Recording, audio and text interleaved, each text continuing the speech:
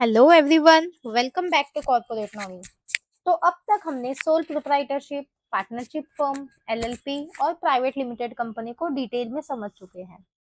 आज हम बात करने वाले हैं पब्लिक लिमिटेड कंपनी की, जो एएमएल केवाईसी में एक बहुत इंपॉर्टेंट है।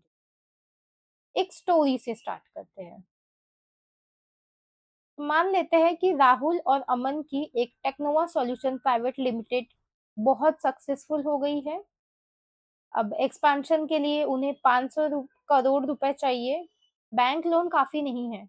इसीलिए उनके एडवाइज़र उन्हें पब्लिक लिमिटेड कंपनी बनने की सलाह देते हैं, ताकि वो पब्लिक इन्वेस्टर से कैपिटल रेज़ कर सकें।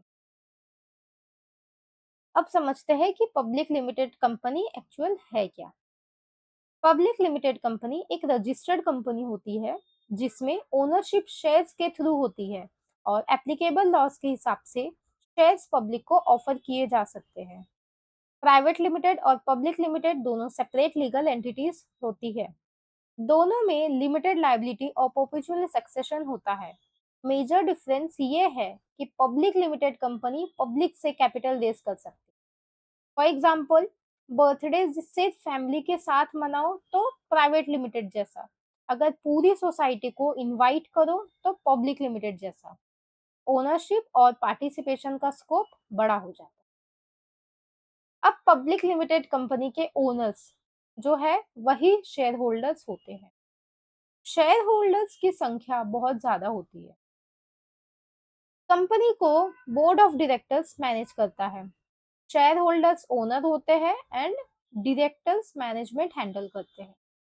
एएमएल केवाईसी पर्सपेक्टिव से देखते हैं कि एनालिस्ट को वेरीफाई करना होता है कि कंपनी लिस्टेड है या अनलिस्टेड है, डायरेक्टर्स कौन है, ओनरशिप स्ट्रक्चर क्या क्या है और यूबीओ को एप्लीकेबल एएमएल रेगुलेशंस और इंस्टीट्यूशन पॉलिसी के हिसाब से आइडेंटिफाई करना हो।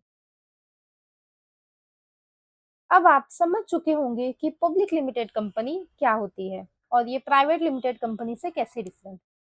तो आज हम एएमएल केवाईसी पर्सपेक्टिव से इस एंटिटी को और डिटेल समझें। सबसे पहले एक ऑफिस सिनेरियो लेते हैं। आप एक केवाईसी एनालिस्ट हो और आपके मैनेजर ने आपको एबीसी इंडस्ट्रीज लिमिटेड की केवाईसी फाइल दी है। अब आपका पहला स्टेप क्या होगा? एंटिटी टाइप आइडेंटिफाई करना, फिर कंपनी लिस्टेड है या अनलिस्टेड है ये वेरीफाई करना। अब एक इम्पॉर्टेंट कॉन्सेप्ट आता है, लिस्टेड कंपनी और अनलिस्टेड कंपनी। लिस्टेड कंपनी वो होती है जिसके शेयर स्टॉक एक्सचेंज पर ट्रेड होते हैं। अनलिस्टेड पब्लिक कंपनी तो होती है, लेकिन उसके शेयर स्टॉक एक्सचेंज पर लिस्टेड नहीं होते हैं। अब बात करते हैं आईपीओ की। आईपीओ यानी इनिशियल पब्लिक ऑफरिंग। इसका मतलब होता है कि जब कंपनी पहली बार अपने शेयर्स पब्लिक को ऑफर करती है, तो इसके बाद इन्वेस्टर्स कंपनी के शेयर्स खरीद सकते हैं subject to applicable securities regulation. अब एएमएल के पर्सपेक्टिव से एक सवाल, अगर कंपनी के लाखों शेयर होल्डर्स हैं तो यूबीओ कैसे आइडेंटिफाई होगा? यहाँ एनालिस्ट इंस्टीट्यूशन की यूबीओ पॉलिसी और एप्लीकेबल एएमएल रेगुलेशंस फॉलो करता है। कई लिस्टेड कंपनी में वाइडली डिसिपर्ड ओनरशिप होने की वजह से यूबीओ आइडेंटिफिकेशन का अप्रोच प्राइवेटली हेल्ड कंपनी से डिफरेंट हो सकता है। अब केवाईसी डॉक्यूमेंट्स देखते हैं।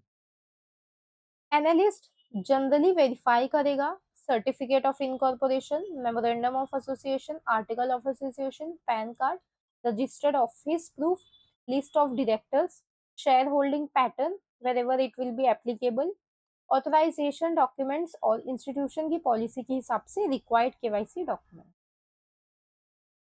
अब ऑथराइज्ड सिग्नेटरी का रोल भी बहुत इंपॉर्टेंट होता है। कंपनी किसी डायरेक्टर या किसी और ऑथराइज्ड ऑफिशियल को बैंक अकाउंट ऑपरेट करने या डॉक्यूमेंट साइन करने की अथॉरिटी दे सकती है।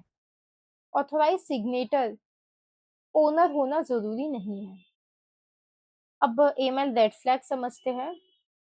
अगर ओनरशिप स्ट्रक्चर क्लियर नहीं है, यूबीओ इंफॉर्मेशन इनकम्प्लीट है, ट्रांजैक्शन बिजनेस प्रोफाइल से मैच नहीं करते, या कंपनी ओनरशिप अननेसेसरली कॉम्प्लेक्स लगने लगती है, तो एनालिस्ट को एडिशनल रिव्यू यानी ईडीडी की जरूरत असेस करनी चाहिए।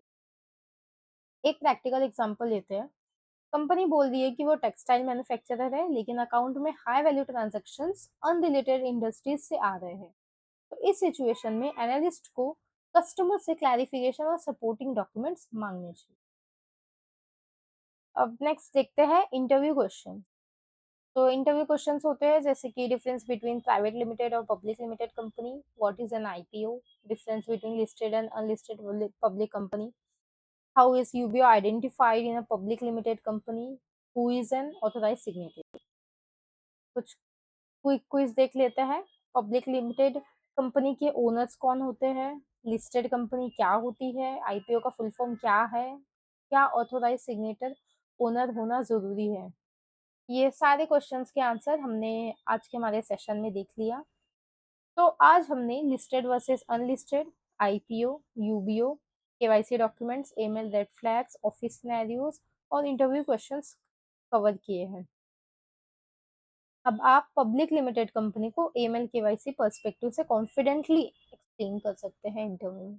Thank you so much for watching this video.